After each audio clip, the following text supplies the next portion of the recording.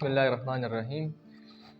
परुन चिकम दे मंग वेले work chapter number 6 work and energy. ठीक है, तो उसमें हमने थोड़ा सा इंट्रोडक्शन पढ़ा था, कंटेंट पढ़ा था कि अगर हम इस चैप्टर को ख़त्म कर ले तो हम इसमें क्या क्या कि कौन कौन सी चीज़ें समझ जाएंगे। ठीक है, वो थोड़ा सा मतलब पढ़ा था। ये आपको हर एक टॉपिक के साथ ये सारी चीज़ें समझ आ जाएगी। ठीक है, ये जहन में रख ले। ठीक है, जब ये चैप्टर हम पढ़ेंगे वर्क एंड एनर्जी, तो इसमें एक बॉडी, देखो अभी तक हम मोशन पढ़ रहे थे। ठीक है, कि हमारे पास ये एक बॉडी है। ठीक है, और ये पोजीशन ए पे है और ये पोजीशन ए से पोजीशन बी तक चला गया। ठीक है, ये क्या हुआ? मोशन हुआ। बॉडी ए से कहाँ चला गया? बॉडी बी तक। बॉडी ने अपनी पोजीशन क्या कर दी? चेंज कर दी। तो क्या हुआ? मोशन हुआ कि नहीं? बॉडी में मोशन आ गया, बॉडी ने डिस्प्लेसमेंट कवर कर लिया, बॉडी में स्पीड आ गया, बॉडी में डिस्प्लेसमेंट है, बॉडी में एक्सेलरेशन है। ठीक है, बॉडी की वेलोसिटी है, ये सारे कुछ इसमें है। लेकिन जब हम वर्क एंड एनर्जी पढ़ेंगे, इसमें जब बॉडी ए पोजीशन से बी पोजीशन तक जाएगा तो इसके दरमियान क्या हो रहा है क्या नहीं हो रहा, इसके साथ हमारा कोई ताल्लुक नहीं है। What is work? What is work? ठीक है, तो कल भी मैंने बता दिया, जिस तरह एक इंग्लिश का एक वर्ड उठा ले जिसको हम कहते हैं फैन। ठीक है, या एक वर्ड उठा ले जिसको हम कहते हैं लिफ्ट। ठीक है, तो फैन की दो मीनिंग हो सकते हैं। एक, आप सारे सरमशाल की फैन हो। एक दूसरा, ये फैन है ऊपर। ठीक है, तो एक फैन पंखे को भी कहते हैं, एक फैन सपोर्ट के, तो वो भी आपका फैन है। जिस तरह आप लोग इमरान खान के फ़ैन हो, नवाज शरीफ की फ़ैन हो, सारे तो उसको छोड़ो, वो मरियम नवाज के फ़ैन है सारे। ठीक है, समझ गए, वो बूढ़ी है, उसने इतनी सर्जरी की है। ठीक है, तो इस तरह जिस तरह किसी भी वर्ड्स की दो मीनिंग हो सकते हैं, इसी तरह वर्क की दो मीनिंग है। क्या है यहाँ पर? दो, एक साइंटिफिक मीनिंग, एक रोज़मर्रा ज़िंदगी वाला मीनिंग। खबर पूछ ठीक शो दिन तमंग वाई वर्क बुक के which work the scientific definition of work. Scientific एक काम है जो तरतीब से अब बताते हैं। इस तरह ना हो कि कल भी मैंने बताया था कि तरग मेरा भी जमा ख्याल जुड़ पैसे रवानी नहीं। ये भी एक क्या है? इल्म है ना, नॉलेज है। नन में तौर पे शो बखवा तेर शो न बस जमा ख्याल जो नन में वरस खराब है। ये भी एक इल्म है, लेकिन ये वो इल्म है जिसका कोई साइंटिफिक प्रूफ नहीं है। यहाँ पर हम जो चीज़ पढ़ते हैं उसका साइंटिफिक प्रूफ होगा। क्या होगा? साइंटिफिक प्रूफ होगा। ठीक है, साइंटिफिक एक खास तरतीब से हम पढ़ेंगे। अगर ये हुआ तो ये होगा, ये हुआ तो ये होगा, ये हुआ तो ये, हाँ ये जो आया है तो ये इतने स्टेप से आया है। रोज़मर्रा ज़िंदगी की चमंकम कारू न कऊ वही हट कर जो फिजिक्स में हम वर्क पढ़ते हैं वो थोड़ा सा डिफरेंट होगा, ज़्यादातर नहीं, थोड़ा सा। समझ गए? यहाँ पर लेकर देखो, the scientific definition of work differ in some ways. यो सो जहीनों के, यो सो तरीकों के, यो सो कानूनों के फ्रॉम इट्स एवरीडे लाइफ। जो एवरीडे लाइफ में हम वर्क की बात करते हैं, फिजिक्स में वर्क क्या होगा उससे डिफरेंट होगा। समझ गए? ठीक, एग्जाम पेपर तनास्ते दरे सलोर घंटे दे वोशवी तरवती होते हुए चैनल में देर जेत कार हो देर हार्ड वर्क में हो। तो ये एक सर्टन थिंग्स है जो हम सोचते हैं कि हाँ हमने क्या कर दिया है, हमने काम कर दिया है। या कुछ थिंग्स ऐसे हैं हेवी लोड्स जो आपने सर पे रखे हैं। किस पे रखे हैं? आपने कुछ लोड सर पे रखे हैं इस तरह, इसको हम लोड कहते हैं। ठीक है, और आप चलते हैं इस तरफ और इस तरफ, इस तरफ और घूमते हैं। ये वर्क नहीं है जो साइंटिस्ट डिफाइन करते हैं, ये वो वर्क नहीं है। यानी रोज़मर्रा ज़िंदगी की चिकम कार मंग ओ को दा वर्क ने दे लेकर कंप्यूटर तनास्ते कंप्यूटर बांधे कार के सार नवाला मखामा पूरे ताकार ओ को तराली अवतिवे चे नन मा डेर जत कार करे दे सोना कार दे करे दे नन मा यो 300 फाइल्स चिकम दी नागा में एमएस वर्ड तक जवली दी। ठीक है, आपने साइंटिफिक जुबान में आपने वर्क नहीं किया है। आपने रोज़मर्रा ज़िंदगी में तो काम किया है, लेकिन फिजिक्स और साइंस की रूल से आपने वर्क नहीं किया है। वर्क जब हम डिफाइन करते हैं साइंस में तो किस तरह होगा? In the scientific sense. Scientific sense में वर्क कब डन होगा, वर्क कब होगा साइंटिफिक जुबान में, साइंस में या फिजिक्स में, a force must be exerted. Number 1 body पे क्या होगा, फोर्स। तो मैंने लिखा है कि फोर्स मस्ट बी एग्जर्टेड। जब हम साइंटिफिकली वर्क को एक्सप्लेन करते हैं तो हम कहेंगे कि force must be exerted. Force पर खामखा लगे, फोर्स पर से के फोर्स पर खामखा लगे, ठीक है। ये मैंने क्या कर दिया, फोर्स अप्लाई कर दिया। पुश या पुल, तो ये फुल फॉर्म है फोर्स की। ये दो तरीके हैं ना फोर्स के एक्सप्लेन करने के, पुश और पुल। इसमें जितनी भी चीज़ें होती है रियल लाइफ में वो पुश पुल फॉर्म में होती है, एक है एक, ठीक है। तो number 1 force must be exerted. Force क्या होगा, it must be exerted, force पर खामखा लगी, number 1। Number 2 and there must be motion. दो है ना, and there must be motion या there must be a displacement cover. जब हम फोर्स अप्लाई करते हैं तो बॉडी मोशन करेगा, बॉडी क्या करेगा, मोशन। एक जगह से दूसरी जगह पर चेंज हुआ, मोशन आ गया किसमें, बॉडी में। क्या हुआ, नंबर 1 हमने फोर्स अप्लाई कर दिया और उस फोर्स की वजह से बॉडी में मोशन आ गया। ये दो चीज़ें हैं, अगर ये बॉडी में है तो हम कहेंगे कि साइंटिफिकली वर्क डन हो गया, काम हो गया। समझ गए, ठीक है। तो मैंने इस तरह कर दिया, इसको यहाँ पर रख लिया। जिस तरह आप रियल लाइफ एग्जांपल से लेते हैं तासो कुछ ना को से घर से सार नमा खामा पूरे वगर से चातु वे चाहे नंबर वर्क को ना तासो या वे मिन नंबर ने देवर करे, तो मतलब कार ने देशे को चाल दे चाप से उगर से दे एक और नंबर दे वर्क को, तो हम कहेंगे कि अब काम हो गया।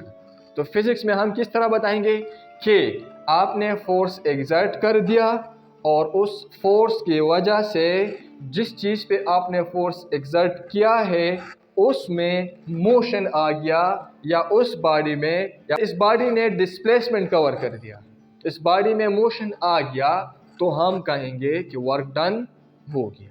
समझ गए, साइंटिफिकली वर्क को इस तरह डिफाइन किया जाता है। समझ गए। इसमें अब क्वेश्चन है, मैं इस दीवार पे फोर्स लगा रहा हूँ, क्या वर्क डन हो रहा है कि नहीं, बाद में देखेंगे, ठीक है। अब देखो डिफिनीशन। हाँ, एक और बात है, एक्सर्टेड मस्ट बी मोशन और displacement in the direction of force. जिस डायरेक्शन में आपने फोर्स लगाया है उसी डायरेक्शन में बॉडी क्या करेगा, मोशन करेगा या डिस्प्लेसमेंट कवर करेगा। जिस डायरेक्शन पे आपने फोर्स लगाया है उसी डायरेक्शन पे क्या होगा, बॉडी या तो मोशन करेगा या डिस्प्लेसमेंट कवर करेगा। समझ गई, ठीक है। तो ये तीन चीज़ें जहन में याद रख लें। नंबर 1 आपके पास क्या है, आपके पास एक बॉडी है, एक बॉडी है, आपने इस बॉडी पे फोर्स अप्लाई कर दिया। एक, दूसरा ये बॉडी मोशन में आ गया, दूसरा, ठीक है, बॉडी में मोशन प्रोड्यूस हुआ। तीसरा, जिस डायरेक्शन पे आपने फोर्स लगाया है उसी डायरेक्शन में ये बॉडी क्या करेगा, मोशन करेगा। समझ गए। तो इसी को हम साइंटिफिकली या साइंस में या फिजिक्स में क्या कहेंगे, वर्क कहेंगे। समझ गए। अब डिफिनीशन को देखो, work is said to be done, work is said to be done. Work कब होगा, व्हेन अ फोर्स, जब एक फोर्स डिस्प्लेस, एक बॉडी को डिस्प्लेस कर दे, क्या कर दे, डिस्प्लेस, प्लेस जहां पर है उससे डिस कर दिया, यहां पर है और आपने डिस कर दिया, इधर आ गया, तो डिस्प्लेस हुआ, अपनी जगह से दूसरी जगह पर चला गया, ठीक है। किस वजह से, फोर्स की वजह से। A body, when work is said to be done when a force displaces a body in its own direction, this is what we call it work done. समझ गए, समझ गए। अब देखो यहां पर definition, work is defined as when applied force, when applied force कम force चिता लगवले दे आगा डिस्प्लेस वो डिस्प्लेस कर दे, मोशन पैदा कर दे अ बॉडी एक बॉडी में इन इट्स ओन डायरेक्शन अपनी ही डायरेक्शन में। ठीक है, इसका मतलब कुछ इस तरह है। देखो ये आपके पास है क्या, ये आपके पास एक ऑब्जेक्ट है, क्या है ऑब्जेक्ट, ठीक है, जो रेस्ट कंडीशन में है। आपने क्या कर दिया, आपने इस पे फोर्स अप्लाई कर दिया, क्या कर दिया फोर्स अप्लाई कर दिया। फोर्स किस डायरेक्शन में अप्लाई कर दिया, फोर्स आपने इस डायरेक्शन में अप्लाई कर दिया। ठीक है, व्हेन अप्लाइड फोर्स, आपने फोर्स अप्लाइड कर दिया, डिस्प्लेसेस अ बॉडी, और ये बॉडी क्या हो जाए यहां से इधर आ जाए, तो डिस्प्लेस हुआ कि नहीं, पोजीशन ए से पोजीशन बी तक चला गया, किस वजह से, फोर्स की वजह से। ये बॉडी अपनी जगह से डिस्प्लेस हुआ फोर्स की वजह से इन its own direction. Own direction मतलब है फोर्स मां पर दे तरफ लगवले दा बॉडी वो पदक का डायरेक्शन किस कई मोशन करी दा से बने मां फोर्स दा से लगो बॉडी दिसे रवाना शुआ। ठीक है ना, जिस डायरेक्शन पे फोर्स लगाया है उसी डायरेक्शन में क्या होगा, बॉडी डिस्प्लेस होगा। This is what we call it work, work done, work ओशो। समझ गई, तो तीन चीजें हैं इसमें, force applied, body must be displace in its own direction. ठीक है, ये हो गया हमारे पास वर्क। अब देखो or, work is said to be done. Work हम कब कहेंगे कि वर्क हो गया, when a force displace a body in its own direction, जब बॉडी क्या कर दे, एक ऑब्जेक्ट को अपनी ही डायरेक्शन में, जिस डायरेक्शन पे हम फोर्स अप्लाई करते हैं उसी डायरेक्शन में उसको डिस्प्लेस कर दे। ठीक है, तो वर्क डन हो गया। यहाँ तक ये समझ में आ गया, तो ये डिफिनीशन आपने याद करनी है। कोई भी आपसे पूछ सकता है वर्क क्या है, scientifically what is work done.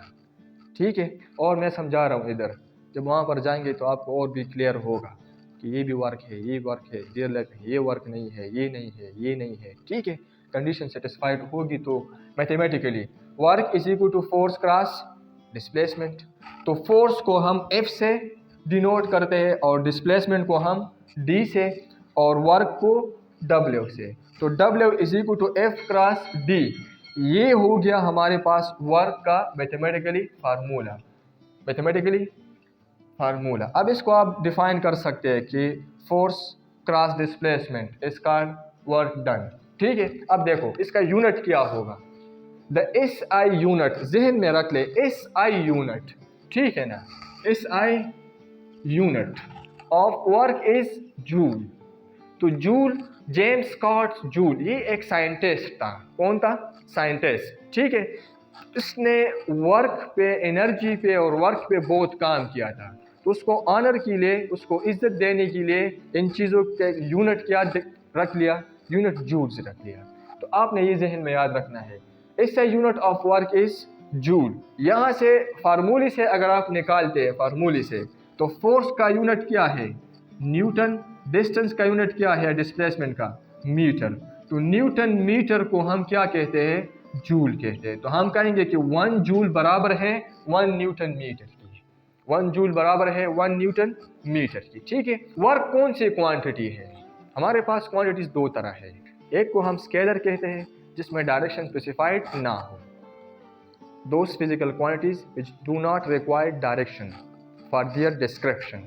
दागे एक्सप्लेन कवर दोबारा, दागे एक्सप्लेन कवर दोबारा डायरेक्शन ज़रूरत नहीं, सिर्फ और सिर्फ मैग्नीट्यूड की ज़रूरत हो, तो उसको हम क्या कहते हैं, उसको हम स्केलर क्वांटिटी कहते हैं। ठीक है, और वेक्टर क्वांटिटी वो क्वांटिटी जिसको एक्सप्लेन करने के लिए डायरेक्शन प्लस मैग्नीट्यूड दोनों की ज़रूरत हो, तो उसको हम क्या कहते हैं, वेक्टर क्वांटिटी। ठीक है, अब देखो वर्क चिकम दे, work is a scalar quantity. ये कौन सी क्वांटिटी है, स्केलर क्वांटिटी है। ये कौन सी क्वांटिटी है, स्केलर। अगर आप यहाँ पर देख लें, यहाँ पर ठीक है, फोर्स हमारे पास वेक्टर क्वांटिटी है, डिस्प्लेसमेंट वेक्टर क्वांटिटी है, तो फिर वर्क किस तरह, स्केलर है। ठीक है, ईयर सेकंड में पढ़ोगे। ठीक है, क्रॉस प्रोडक्ट और डॉट प्रोडक्ट। ठीक है, तो हम इसको अभी नहीं पढ़ेंगे, हम इसको अभी, वो आपका फर्स्ट ईयर का कोर्स है, ये हम यहाँ पर नहीं पढ़ेंगे, ठीक है। अब हम इसका एक सिचुएशन लेते हैं। मैं लिखता हूँ कि वर्क किस तरह स्केलर क्वांटिटी है, इसको थोड़ा सा समझते हैं, ठीक है। ये एक ऑब्जेक्ट है, क्या है, ये एक बॉडी है, एक इंसान है, जो भी है, ठीक है। इसके इस तरफ भी क्या है, एक बॉक्स है, और इसके इस तरफ भी क्या है, एक बॉक्स है। इसने इस तरफ फोर्स अप्लाई कर दिया और इस तरफ भी फोर्स अप्लाई कर दिया। 1 न्यूटन फोर्स वो लगाओ, दसिम 1 न्यूटन फोर्स वो लगाओ, दासिम 1 न्यूटन फोर्स वो लगाओ, दोनों साइड जैसा होगा 1 न्यूटन फोर्स अप्लाई हो। यहाँ पर भी 1 न्यूटन फोर्स, यहाँ पर भी 1 न्यूटन फोर्स, न्यूटन फोर्स की यूनिट है, ठीक है। और ये बॉडी जो है ये डिस्प्लेस हुआ, क्या हुआ, डिस्प्लेस, ये भी डिस्प्लेस हुआ और ये भी डिस्प्लेस हुआ। कितना डिस्प्लेस हुआ, 1 मीटर, कितना, 1 मीटर, 1 मीटर डिस्प्लेस हुआ, ये भी 1 मीटर डिस्प्लेस हुआ, ठीक है। बात समझ में आती है, ठीक है। दो बॉडी है, एक इस तरफ है, एक इस तरफ है। मैंने इस पे 1 न्यूटन फोर्स अप्लाई कर दिया, बॉडी डिस्प्लेस हुआ 1 मीटर। इस पे मैंने 1 न्यूटन फोर्स अप्लाई कर दिया, बॉडी डिस्प्लेस हुआ 1 मीटर, ठीक है। वर्क डन मालूम कर ले, क्या मालूम कर ले, वर्क डन। अब हमें पता है कि फोर्स और डिस्प्लेसमेंट क्या है, ये वेक्टर क्वांटिटी है। अगर हम वेक्टर लेते तो इसमें डायरेक्शन की स्पेसिफाई करना ज़रूरी है। अगर हम कार्टेशियन कोऑर्डिनेट सिस्टम ले लें, ये एक स्ट्रेट लाइन एक्स एक्सिस ये मैंने ले लिया, this is why axis, this is x axis, ठीक है। ये मैंने कार्टेशियन कोऑर्डिनेट सिस्टम ले लिया, तो इस तरफ पे अगर हम जाएंगे तो पॉजिटिव लेंगे, इस तरफ पे जाएंगे तो नेगेटिव। आपकी अपनी मर्जी है, इस तरफ नेगेटिव लेते हैं या इस तरफ नेगेटिव लेते हैं, आपकी अपनी मर्जी, ठीक है। मैंने कहा मैं इस तरफ नेगेटिव लेता हूँ, इस तरफ पॉजिटिव, तो मैंने यहाँ पर जो फोर्स अप्लाई कर दिया 1 न्यूटन में, work is equal to 1 newton metre cross 1 newton, force 1 newton दे, डिस्प्लेसमेंट 1 न्यूटन, और यहाँ पर 1 मीटर डिस्टेंस कवर हुआ, 1 1 जा 1, वर्क कितना है 1 न्यूटन मीटर। इस तरफ वर्क डन इतना हुआ।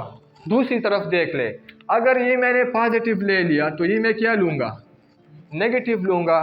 तो अगर हमने फोर्स अप्लाई कर दिया तो वर्क क्या होगा, W is equal to minus F cross minus D होगा, ठीक है ना। डिस्प्लेसमेंट भी नेगेटिव होगा, फोर्स भी नेगेटिव होगा, तो ये भी 1 न्यूटन है, W is equal to -1 newton cross -1 metre, इस तरह होगा। तो मैथ्स की रूल है, जब क्रॉस आ जाए तो माइनस माइनस क्या होगा, प्लस होगा, तो W is equal to 1 newton metre. अब आपने तो डायरेक्शन दोनों सेम है कि नहीं, इसका मतलब क्या हुआ, इसका मतलब ये हुआ कि because work does not depend on direction, ये डायरेक्शन पे डिपेंड नहीं करता, it's only depends on magnitude. ये भी 1 न्यूटन है, ये भी 1 न्यूटन है, तो that's why work is a scalar quantity. Work क्या है, ये हमारे पास स्केलर क्वांटिटी है, ठीक है। फिर डिपेंडेंसी या कंडीशन, वर्क के लिए कौन सी कंडीशंस होंगे, तो 2 condition must be, this most important condition is, there is 2 condition, ठीक है। Number 1 is force and number 2 is displacement. तो हमने पहले भी बता दिया कि force must be applied and there must be a displacement, there must be a motion of an object, ठीक है। तो ये 2 कंडीशन क्या होंगे, ये होंगे। तो आप देखो, so for work to be done, these 2 condition, ये force and displacement condition must be satisfied. अगर ये एक दूसरे को सेटिस्फाइड करते हैं तो हम कहेंगे कि वर्क डन हो गया, समझ गए। तो हमने कहा कि जब फोर्स अप्लाई करेंगे बॉडी डिस्प्लेस करेगा इन इट्स ओन डायरेक्शन, ठीक है, तो वर्क डन कहेंगे। हमारे पास क्या है, इसका यूनिट है जूल, न्यूटन मीटर के बराबर है, ठीक है। क्वांटिटी है तो स्केलर क्वांटिटी है, ठीक है। डिपेंडेंसी 2 चीज़ों पर डिपेंड करती है, फोर्स एंड डिस्प्लेसमेंट, ठीक है। फिर उसके बाद अब ये जो क्वेश्चन मैंने कहा डिफाइन 1 जूल, ये आपकी प्रैक्टिकल की क्वेश्चन है, किसकी, प्रैक्टिकल की। जब आप प्रैक्टिकल में जाओगे तो प्रैक्टिकल में आपसे ये सवाल किया जाएगा, चैप्टर नंबर 6 का नाम क्या है, तो आप कहोगे कि वर्क एंड एनर्जी। आपको कहेगा चलो वर्क आता है, आप कहोगे हाँ, आप डिफाइन तो करोगे, वो फिर कहेगा कि वर्क की यूनिट क्या है, तो आप कहोगे कि वर्क यूनिट जूल है। आपको कहे डिफाइन 1 जूल, डिफाइन 1 जूल। तो आप उस 1 जूल को फिर क्या करोगे, वहाँ पर डिफाइन करोगे। तो आप डेफिनेशन के लिए मैंने पहले भी बताया था कि 2 चीज़ें आपको याद रखनी चाहिए। नंबर 1 उसका फार्मूला, यानी मैथमेटिकल फार्मूला आपको याद होना चाहिए, और इसकी यूनिट्स आपको याद होनी चाहिए। मैथमेटिकल फार्मूला और यूनिट्स। तो देखो ये मैंने मैथमेटिकल फार्मूला लिख लिया, W = F क्रॉस D। अब इन सब की यूनिट्स आपको याद होनी चाहिए। वर्क का यूनिट क्या है, जूल। फोर्स का यूनिट क्या है, न्यूटन। डिस्टेंस का यूनिट क्या है, डिस्प्लेसमेंट का, मीटर। और इसके बाद इन सब के साथ 1 1 लगा लें। क्या लगा लें, 1। यहाँ पर भी 1, यहाँ पर भी 1, यहाँ पर भी 1। तो आप इससे डिफाइन कर सकते हैं कि work is said to be 1 joule when 1 Newton force applied on an object and it displaces a body in 1 meter is called 1 joule। समझ गए। तो हम कहते हैं कि 1 joule is the amount of work done, ये वो मिकदार है वर्क डन का, ठीक है। On an object when a force of 1 newton, जब फोर्स कितना हो, 1 न्यूटन हो, displace a body by its 1 metre, और बॉडी को क्या कर दे, 1 मीटर डिस्प्लेस कर दे। ये वो मिकदार है वर्क डन का जब 1 न्यूटन फोर्स एक बॉडी को 1 मीटर तक डिस्प्लेस कर दे।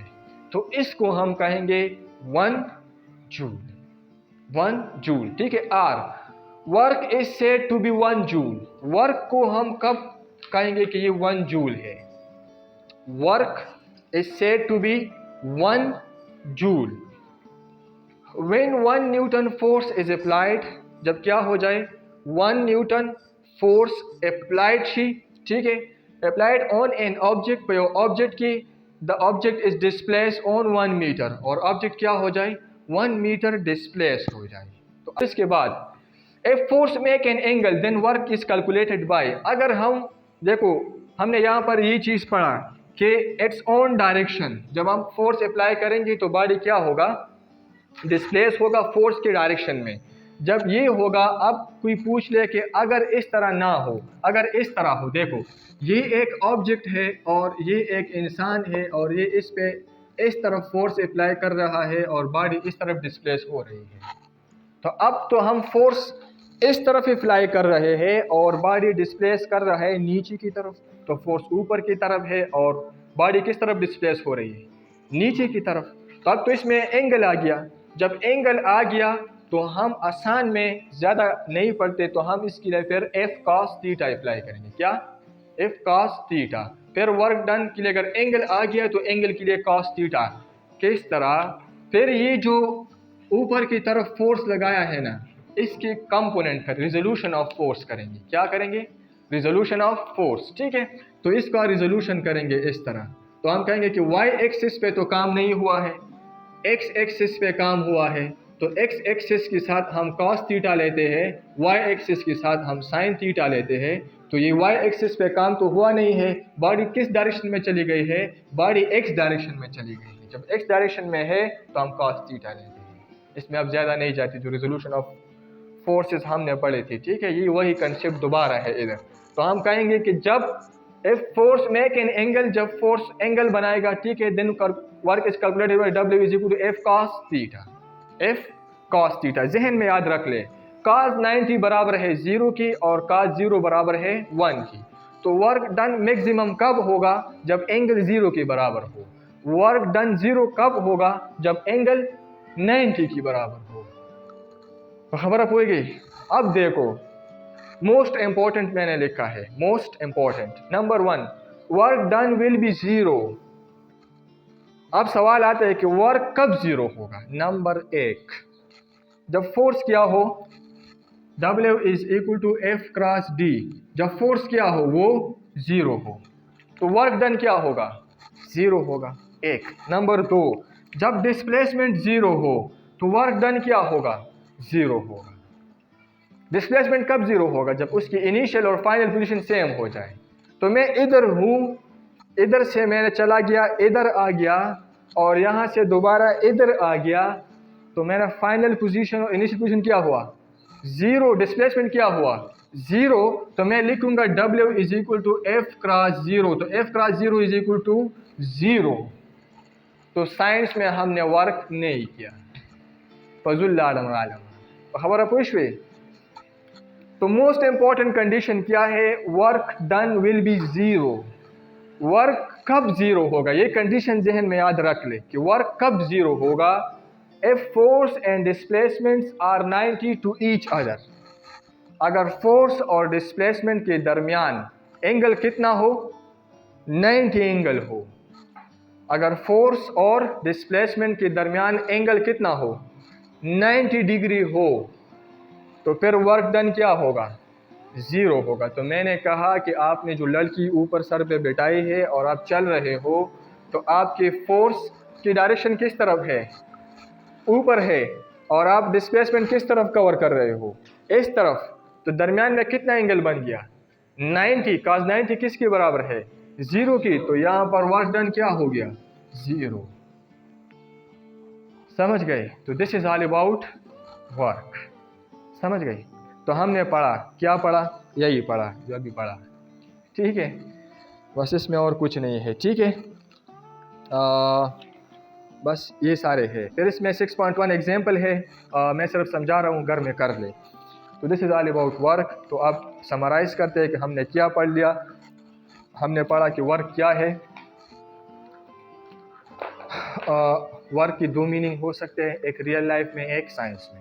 साइंस में वर्क की जो मीनिंग है वो ये है कि आप फोर्स अप्लाई करोगे और फोर्स की वजह से बॉडी में मोशन पैदा होगा। और मोशन किस तरफ पैदा होगा, जिस डायरेक्शन में आपने फोर्स अप्लाई किया है उसी डायरेक्शन में बॉडी मूव करेगा। तो हम कहेंगे कि वर्क डन हो गया, ठीक है। एक दूसरा mathematically work is equal to F cross D, इसका यूनिट है जूल्स, और हम इसको मेजर कर सकते हैं न्यूटन मीटर में, ठीक है। जूल 1 जूल बराबर है न्यूटन मीटर की, ठीक है। और ये हमारे पास कौन सी क्वांटिटी है, वर्क हमारे पास स्केलर क्वांटिटी। ये डिपेंड नहीं करता डायरेक्शन पे, सिर्फ और सिर्फ मैग्नीट्यूड पे डिपेंड करता है। वर्क डन कब 0 होगा, जब फोर्स और डायरेक्शन, जब डिस्प्लेसमेंट और फोर्स के दरमियान एंगल 90 के बराबर हो, तो वर्क डन क्या होगा, वो 0 होगा, ठीक है। This is all about work. इसको बंद कर दें।